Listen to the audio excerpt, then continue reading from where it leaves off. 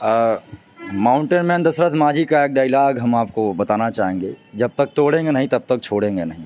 तो धरना तब तक चलेगा जब तक शासन की बहाली नहीं हो जाएगी। कि हम कहाँ कब किसी के असर में रहे, हम कहाँ कब किसी के असर में रहे, हम तो चुभते सभी की नजर। कितना जोर प्यारे तेरे दीवाने में है, कल जमानत पे जो छूटा आज फिर थाने में है। विश्वास मानिए बड़ी दयनीय स्थिति है, पैसे पे पैसे आ रहे हैं, घोटाले पे घोटाले हो रहे हैं। का एक बड़ा पुराना डायलॉग है कि जब तक जेल में चना रहेगा आना जाना लगा रहेगा।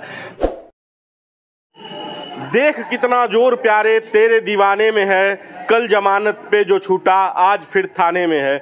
नमस्कार, बेधड़क खबर देख रहे हैं आप, मैं हूं आपके साथ शशांक। देश 75वां आज़ादी का महोत्सव वर्ष मना रहा है, अमृत महोत्सव मना रहा है। आप देख सकते हैं राष्ट्रीय सेवा योजना की तरफ से तिरंगा यात्रा लगाया गया है। प्रधानमंत्री ने कहा है कि 13 तारीख से 15 तारीख तक, क्षमा करिएगा, 13 तारीख से 15 तारीख तक देश अपने हर घर पर तिरंगा लगाएगा, हर घर तिरंगा अभियान चलेगा। और ये नारा लगाते हुए लोग आ रहे हैं। और इसी आज़ादी के अमृत महोत्सव की एक तस्वीर ये है और दूसरी तस्वीर ये है कि छात्र संघ की बहाली के लिए ये तमाम विश्वविद्यालय के युवा नेता, युवा और छात्र यहाँ पर धरने पर बैठे हुए हैं विगत 5 से 7 दिनों पे। 3 दिन पहले इन्हें डिटेन करके पुलिस हमने साथ थाने ले गई। और जो पहली लाइन मैंने बताई कि देख कितना जोर प्यारे तेरे दीवाने में है, कल जमानत पे जो छूटा आज फिर थाने में है। फिर उसी तैयारी में ये लोग बैठे हुए हैं कि थाने जाना है। देश आज़ादी का 75वां वर्ष अमृत महोत्सव मना रहा है। इन लोगों से बातचीत करेंगे, क्या मामला था, क्यों थाने गए और फिर आकर क्यों बैठ गए, भविष्य की चिंता है या नहीं है, छात्र संघ महत्वपूर्ण है या अपनी ज़िंदगी और फ्यूचर। क्योंकि लोग कहते हैं बी प्लान भी लेकर चला करिए। क्या नाम है आपका? योगेश प्रताप सिंह। आप छात्र नेता हैं जी। 3 दिन पहले आप लोग नारे लगाते हुए पुलिस की जीप में बैठाए गए थे, क्या मामला था? देखिए, हम लोग का धरना लगातार जिस हम लोग को उठाया गया था वो धरने का 6वां दिन था और विश्वविद्यालय बंद था। हम लोगों ने सोचा लगातार 5 दिन धरना चला, 6वें दिन समीक्षा बैठक हो जाएगी और सभी छात्र नेता बैठेंगे, आपस में बातचीत हो जाएगी कि आज तक का जो हमारा धरना चला हो कितना सफल रहा है और आगे की रणनीति क्या होगी। बस इतना थोड़ा सा मामला था, थोड़ी सी बात थी, हल्की सी बात हुई, प्रदर्शन भी नहीं था। लेकिन कुछ ऐसी ताकतें इस देश के अंदर काफ़ी तेज़ी से पनप रही हैं जो लोकतंत्र और संविधान में भरोसा नहीं रखती हैं। उन्हें विरोध का एक भी स्वर पसंद नहीं है, वो नहीं चाहते कि हमारे खिलाफ कोई भी इनकलाब की आवाज़ उठे। और इसीलिए हम लोग RTO पे एकत्र हुए थे, वहाँ से चाय पानी कर रहे थे, वहाँ से चल कर पंत पार्क आना था। छोटी सी मीटिंग थी साधारण सी, लेकिन उनके इशारे पर पुलिस के कुछ लोग भेजे गए, हम लोग को डिटेन किया गया और हम लोगों से कहा गया आप लोग समीक्षा बैठक नहीं करेंगे। चूँकि हम लोग संविधान लोकतंत्र को मानने वाले हैं, हम लोगों ने कहा हम लोग तो बैठक करेंगे, आपकी बहुत दिक्कत होती है तो आपको जो करना है आप कर लीजिए। पुलिस वाले भी अपने जिद पर डटे रहे और हम लोग भी पीछे नहीं हटे। नतीजा ये रहा कि हम लोग गिरफ्तार होकर के थाने आना पड़ा। लेकिन सबसे बड़ी बात यह है कि कुलपति को लगा था, शासन प्रशासन को ये लगा था गिरफ्तारियों से, मुकदमों से, थानों से, जेल से ये छात्र नेता डर जाएगा। लेकिन आपको बता दें उसके अगले ही दिन, अगली सुबह हर रोज़ की तरह हम लोग फिर धरने पर बैठे। हम लोग का फिर कल धरना चला, आज हम लोग फिर बैठे हुए हैं। तो आपके माध्यम से हम बताना चाहते हैं कि हमारे हौसले चट्टान की तरह मजबूत हैं और हम किसी एक भी इंच पीछे नहीं हटने वाले हैं। ये लड़ाई बहुत लंबी है, छात्र विरोधी ताकतों और छात्रों के बीच की लड़ाई है। और आपके माध्यम से दावे के साथ कह सकता हूं कि इस लड़ाई को आम गरीब किसान परिवार का लड़का चुना ये लड़ाई जीतेगा। ये छात्र इस लड़ाई को जीतेंगे और एक दिन ज़रूर आएगा कि जब यहीं पर कुलपति आएंगे, DSW आएंगे, प्रॉक्टर आएंगे, शासन के लोग आएंगे और हमारा हाथ पकड़ के विनती करते हुए कहेंगे कि आप लोग अपना धरना समाप्त करिए, हम आपके सामने घुटने टेकते हैं, हम छात्र संघ का चुनाव बहाल करते हैं। छात्र संघ की चुनाव की बहाली के लिए आपका संघर्ष है। अगला सवाल आपसे, क्या लगता है अगर छात्र संघ नहीं होगा तो आपका भविष्य क्या होगा? उसकी भी कुछ प्लानिंग है कि ऐसे ही थाने और धरने काम चलेगा?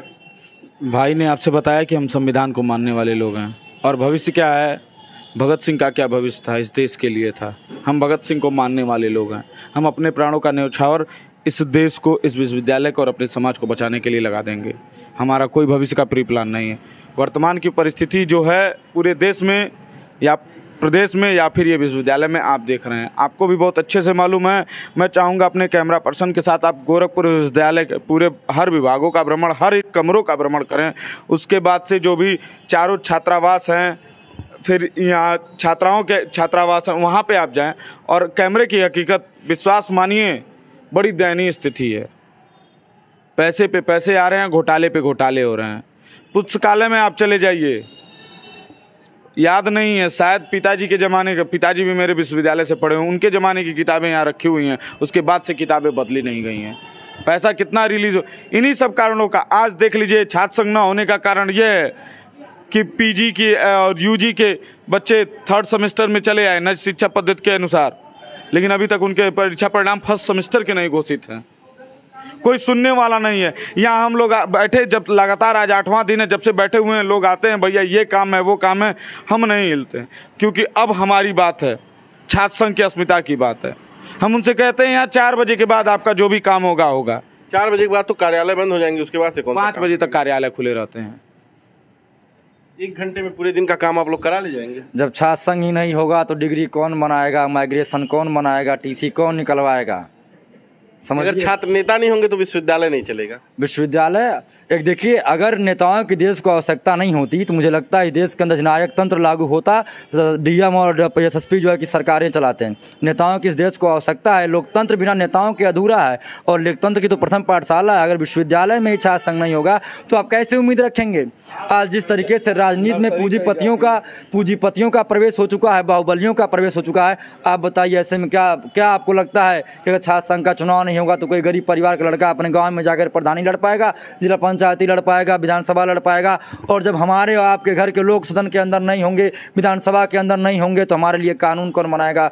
गरीबों की बात कौन करेगा? किसानों की बात कौन करेगा? नौजवानों की बात कौन करेगा? युवाओं की बात कौन करेगा? इसलिए आपके माध्यम से बताते हैं, विश्वविद्यालय को बचाना है तो छात्र संघ की बहुत ही आवश्यकता है। छात्र संघ को यहाँ पे लागू पड़ेगा, छात्र संघ का चुनाव कराना पड़ेगा। उसके बाद से हम दिखाएंगे कि कैसे विश्वविद्यालय चलता है, कैसे कुलपति घुटने पर बैठाया जाता है, कैसे अधिकारियों का नकेल कस के उनसे काम कराया जाता है। ये बताइए, आप कह रहे हैं कि छात्र संघ चुनाव जरूरी है, लेकिन इस छात्र संघ के लिए कितनी बार थाने जाने की तैयारी में है ये छात्र नेता? देखिए, एक राजनीति का एक बड़ा पुराना डायलॉग है कि जब तक जेल में चना रहेगा, आना जाना लगा रहेगा। तो हम लोग ये सोच करके नहीं धरने पर बैठते कि आज थाने पर जाएंगे, कल मुकदमे पर आएंगे। और आपको बता दें कि मुकदमे, राजनीतिक मुकदमे जो होते हैं, एक नेता के जीवन में श्रृंगार कहे जाते हैं, उसको उपहार माना जाता है। तो है उपहार माना जाएगा, इसको हम लोग बता तो सकेंगे ना कि हमने आपके लिए क्या किया था।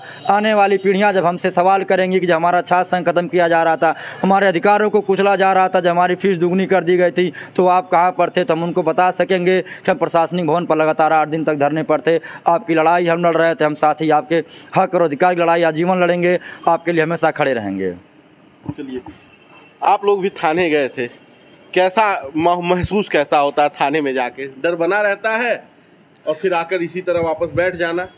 देखिए, इमरान प्रतापगढ़ी का एक बहुत मशहूर शेर है, छात्र नेताओं के लिए ही कहा था शायद इमरान ने, कि हम कहाँ कब किसी के असर में रहे, हम कहाँ कब किसी के असर में रहे, हम तो चुभते सभी की नज़र में रहे। तो छात्र नेता हैं, तो जब नाम के आगे छात्र नेता लिखा था तो हमने उसी दिन ये संकल्प लिया था कि थाने मुकदमे से क्या होगा, बटबूटों से क्या होगा, गोली बम से क्या होगा, लाठी डंडों से क्या होगा। जब जब ये चलेंगे, जब जब मुकदमे लिखे जाएंगे, जब जब हमें थानों पे ले जाया जाएगा, जब जब सलाखों के पीछे हमें ढकेला जाएगा, तब तक हमारे हौसले और भी बुलंद होकर बाहर आएंगे। और उसके परिणाम स्वरूप आप देख सकते हैं, जिस दिन से हमें थाने में डिटेन किया गया था, दुगनी ऊर्जा के साथ, दुगनी क्रांति के साथ हम साथी इस धरना स्थल पर मौजूद हैं और लगातार धरने की क्रांति को बढ़ा रहे हैं निरंतर रूप से। कितना लंबा धरना चलाने की उम्मीद है आपको? कब तक लग रहा है कि छात्र संघ की बहाली हो जाएगी, और अगर नहीं होगी तो कब तक बैठे रहेंगे आप लोग? माउंटेन मैन दशरथ माझी का एक डायलॉग हम आपको बताना चाहेंगे, जब तक तोड़ेंगे नहीं तब तक छोड़ेंगे नहीं। तो धरना तब तक चलेगा जब तक छात्र संघ की बहाली नहीं हो जाएगी। उसके पहले हम इंच भर यहाँ से नहीं खिसकना चाहते हैं। और एक बात आपके माध्यम से बड़े स्पष्ट रूप से कह दें कि हम अगर गांधी को भी मानते हैं तो हम भगत सिंह को भी मानते हैं। अभी हम गांधी के रास्ते पे चल रहे हैं, अहिंसक आंदोलन है, सत्याग्रह है। लेकिन भगत सिंह ने कहा था कभी कभी गूंगों और बहरों को अपनी आवाज़ सुनाने के लिए बड़ा धमाका भी करना पड़ता है। उस धमाके की भी तैयारी है, कुछ वक्त का और इंतजार है हमारे धैर्य का। जब तक ये लोग परीक्षा ले रहे हैं, लेते रहें, उसके बाद से एक बड़ा धमाका होगा पूरे विश्वविद्यालय में। हर तरफ आपको दिखेगा कि एक उग्र आंदोलन आपको दिखेगा छात्र संघ चुनाव को लेकर के। और सारे युवा साथी हमारे तैयार हैं, सबसे बातचीत हो चुकी है और धीरे धीरे आपका आंदोलन रंग पकड़ता जाएगा और निश्चित तौर पर आप देखेंगे कि छात्र संघ की बहाली गोरखपुर विश्वविद्यालय के अंदर होगी।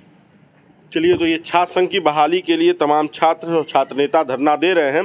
प्रशासन सुनने को तैयार नहीं है। जब ये मुख्यमंत्री और प्रधानमंत्री के वीआईपी दौड़ों के बीच में रोड़ा बन के आते हैं तो इन्हें गिरफ्तार कर लिया जाता है, थाने ले जाया जाता है और फिर शाम को वही हाल, फिर धरना चालू सुबह से।